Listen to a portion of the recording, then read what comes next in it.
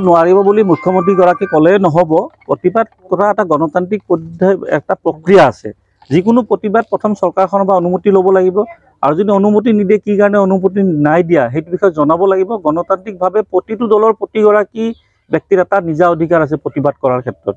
এতিয়া মুখ্যমন্ত্ৰী যদি গাৰ জোৰেৰে কৰিব খুজিছে যে মই প্ৰতিবাদ বন্ধ কৰিম, সেইটো তেওঁৰ ব্যক্তিগত বিষয়, এইটো কোনো অগণতান্ত্ৰিক বুলি আখ্যা দিব লাগিব। তেখেতে কি কৈছে, তেখেতৰ কথাত যে কোনোবাই প্ৰতিবাদ নকৰিব, কোনোবাই অনুমতি নিবিচাৰিব, সেইবিলাক কোনো ধৰণৰ তেনেকুৱা নহয়। গণতান্ত্ৰিকভাৱে প্ৰতিবাদ আগে পিছেও যি ধৰণে অসমত হৈ আহিছিলে এতিয়াও সাধাৰণ কথা হয়।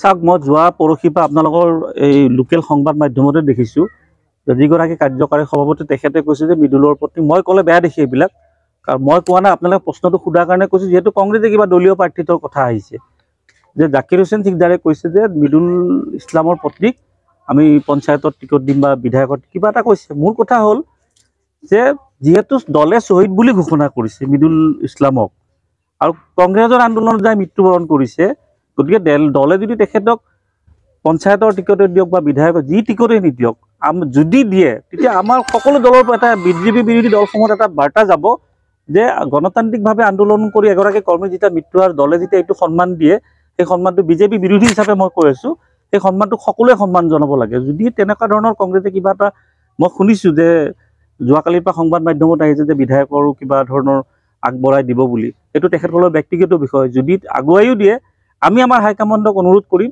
যে যিহেতু আমি বিজেপি বিৰোধী শক্তি, আৰু এই মৃদুল ইছলাম মৃত্যু হৈছে আন্দোলন কৰিব গৈ, আৰু তেখেতক কংগ্ৰেছ দলে প্ৰতিনিধি হিচাপে বিচাৰিছে, আমি আমাৰ দলৰ পৰা সমৰ্থন কৰিব লাগে বুলি আমি হাইকমাণ্ডক ইতিমধ্যে জনাম যদি তেনেকুৱা ধৰণৰ পৰিস্থিতি। এতিয়া কংগ্ৰেছৰ কথা সময়ত কি কৰে কি নকৰে এইটো এটা দলৰ বিষয়, আমি এইবিলাক বিষয়ত নাযাওঁ। আপোনালোকে কোৱাৰ কাৰণে ক'লোঁ, আৰু যিহেতু প্ৰসংগটো কাৰ্যকাৰী সভাপতি জাকিৰ হোসেন সিকদাৰে দলীয় টিকটক লৈ কথা এটা ইয়াতে মন্তব্য দিছিল বাবে আপোনালোকে সুধিছে, এইটো কিন্তু মোৰ কোনো ব্যক্তিগত যে মই নিজে আহি কিনে কিবা কংগ্ৰেছ বিৰোধী কথা কৈছোঁ তেনেকুৱা ধৰণৰ নহয়। আজি চাব, আজি আপোনালোকে কেইবছৰমান পূৰ্বে যায় যদি অসম গণ পৰিষদ যিটো বিজেপিৰ মিত্ৰ দলত আছে এতিয়াও, সেইখিনি সময়ত কি হৈছিলে, গুপ্ত হত্যা, ডেকা ল'ৰাবোৰক উঠাই নি ঘৰৰ পৰা হত্যা কৰিছিলে, আমি দেখিছিলোঁ।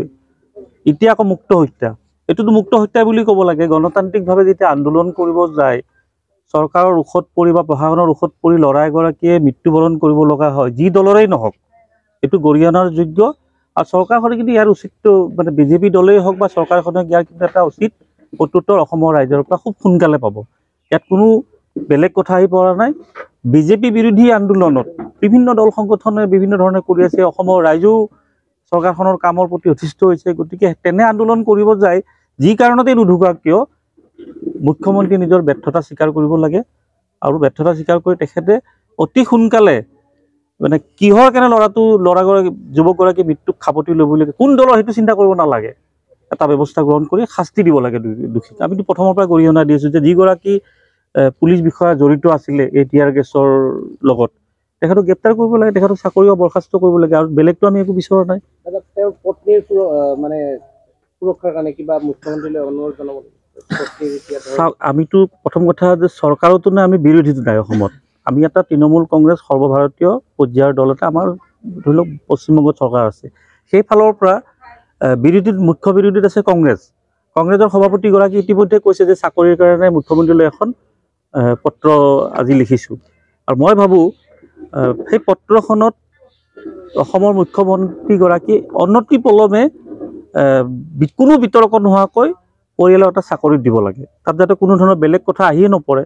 কাৰণ মুখ্যমন্ত্ৰী কয়েতো যে বয়স বেছি হৈ গ'লেওতো আমাৰ অসমীয়া ল'ৰাই চাকৰি পাইছে, গতিকে বয়স অতিক্ৰম কৰিছে আমাৰ ক'বলগীয়া, গোটেই বয়স অতিক্ৰম কৰাক যদি দিব পাৰে, এগৰাকী প্ৰতিবাদ কৰিব যায় গণতান্ত্ৰিকভাৱে মৃত্যু হোৱা যুৱকৰ পত্নীক বা পৰিয়ালৰ লোকক সংস্থাপন দিব লাগে, তাত কোনো বিতৰ্ক আনিব নালাগে। আৰু তেওঁ যদি এইটো মুছলিম বুলি চাই যে সংখ্যালঘু মই নিদিওঁ, মুছলিমৰ প্ৰতি মুখ্যমন্ত্ৰীৰ এনেও বেয়া ভাৱ আছেই, সেইটো অন্য কথা।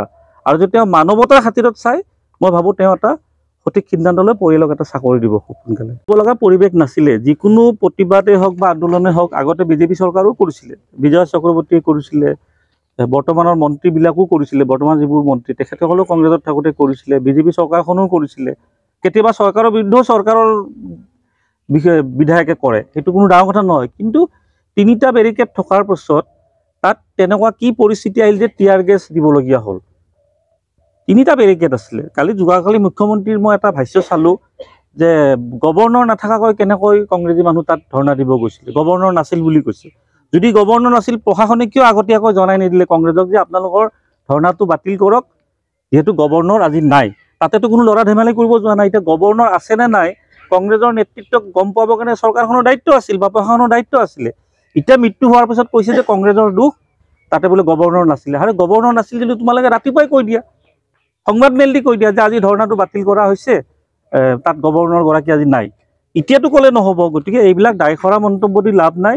আমাৰ স্পষ্ট কথা, এগৰাকী যুৱক গণতান্ত্ৰিকভাৱে আন্দোলনশীল, যি দলৰে নহওক, যি ঘৰৰে নহওক, যোন স্থানৰে নহওক বা আমাৰ যি ৰাজ্যৰে নহওক, গণতান্ত্ৰিকভাৱে আন্দোলন কৰিব যায় তেখেতে মৃত্যুমুখত পৰিছে।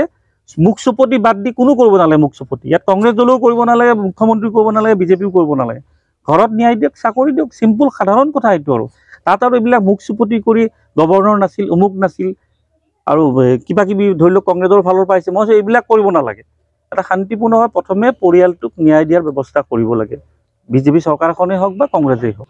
যোৱা 18 তাৰিখে কংগ্ৰেছ দলৰ ৰাজভৱন ঘেৰাও কাৰ্যসূচীত পুলিচৰ টিয়েৰ চেলত মৃদুল ইছলাম ডাঙৰীয়া মৃত্যু হোৱাৰ কাৰণে আমি কেৱল তৃণমূল কংগ্ৰেছ অসম হিচাপেই নহয়, সমগ্ৰ অসমেই ম্ৰিয়মান হৈছে।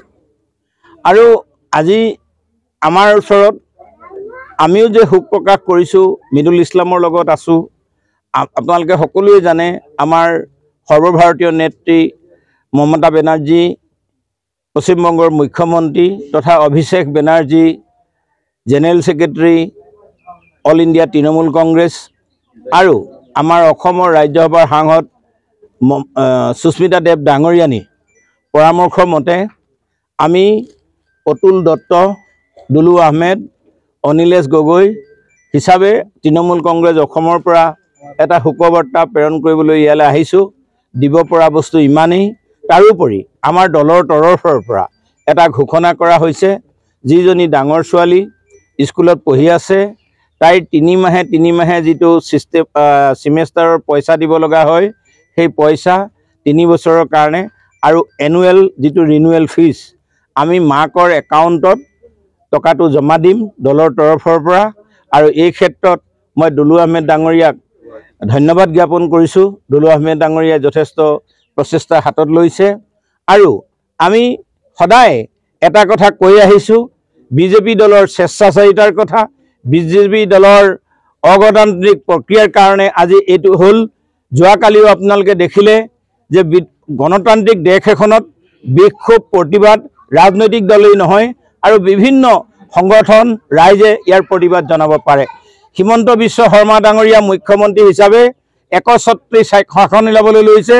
আজি হওক, আমি আগতেই কৈ আহিছোঁ, আজি কোৱা নাই, যে বৰ্তমান যিখন মন্ত্ৰীসভা, যিজন মুখ্যমন্ত্ৰী, যিজন চৰকাৰ, তাত কেৱল এজনেই মানুহ আছে, মুখ্যমন্ত্ৰী। তাত কোনো প্ৰশাসনো নাই, তাত কোনো পুলিচেই নাই।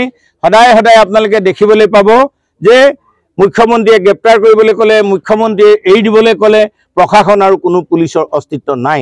আৰু কালি যেনেকৈ ৰাইজৰ ওপৰত বা পিকেটাৰৰ ওপৰত, কংগ্ৰেছ কৰ্মীৰ ওপৰত যেনেধৰণে খোজকাঢ়ি আহোঁতেই বা কালি এটা কাম কৰিব বিচাৰিছিলে, কালি সৰ্বধৰ্ম প্ৰাৰ্থনা কৰিবৰ কাৰণে বিচাৰিছিলে, সৰ্বধৰ্ম প্ৰাৰ্থনা কৰিবলৈও দিয়া নহ'ল।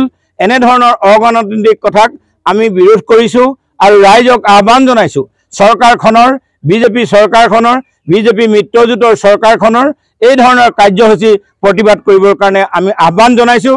আৰু মৃতকৰ প্ৰতি আমি দুখ প্ৰকাশ কৰাৰ লগতে আৰু মৃতকৰ পৰিয়ালৰ লগত তৃণমূল কংগ্ৰেছ অসম সদায় আছে, সদায় থাকিব।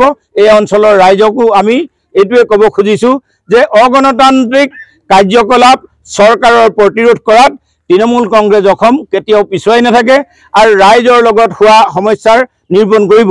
যিদিনাখনেই মই অসমৰ তৃণমূল কংগ্ৰেছৰ দায়িত্ব লৈছিলোঁ, তেতিয়া মই এটা কথা কৈছিলোঁ, ভাৰতীয় নাগৰিক যিকোনো ধৰ্মৰে, যিকোনো বৰ্ণৰে, যিকোনো ভাষাৰে পুলিচ, চৰকাৰ, প্ৰশাসনৰ পৰা যদি অত্যাচাৰৰ বলি হয়, তৃণমূল কংগ্ৰেছ সদায় আগত থাকিব। এইখিনিকে মই ৰাইজক আজি এই দুখ প্ৰকাশৰ সময়ত, মৃত্যু এক নিদাৰুণ বাস্তৱ। যাৰ ঘৰত মৃত্যু হৈছে সিহে অনুভৱ কৰিব পাৰে।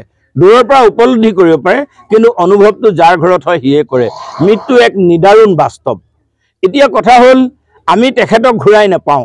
তেখেতৰ যি আশাসুদীয়া প্ৰচেষ্টা আছিলে এখন গণতান্ত্ৰিক দেশৰ কাৰণে, আৰু ইতিমধ্যেই মাননীয় মুখ্যমন্ত্ৰী ডাঙৰীয়াই ন্যায়িক তদন্ত ঘোষণা কৰিছে, আৰু এই ক্ষেত্ৰত আমি চকু ৰাখিম যে কোনজন দোষী হ'ল আৰু কেনেধৰণে ব্যৱস্থা চৰকাৰে গ্ৰহণ কৰিলে তাৰ প্ৰতি তৃণমূল কংগ্ৰেছ সদা সতৰ্ক হৈ থাকিব আৰু জাগ্ৰত হৈ থাকিব। ভূপেন বৰা ডাঙৰীয়াই নিজ দলৰ সভাপতি হিচাপে, কংগ্ৰেছ দলৰ সভাপতি হিচাপে তেখেতে যি কাম কৰিছে তাতে মোৰ কোনো মন্তব্য নাই, কিন্তু আমি চৰকাৰৰ ওচৰত মৃদুলৰ পৰিয়ালক ক্ষতিপূৰণ দিবলৈ আৰু মৃদুলৰ পৰিয়ালৰ যদি কোনোবা উপযুক্ত ব্যক্তি আছে নিযুক্তি দিবৰ কাৰণে দাবী জনাইছোঁ।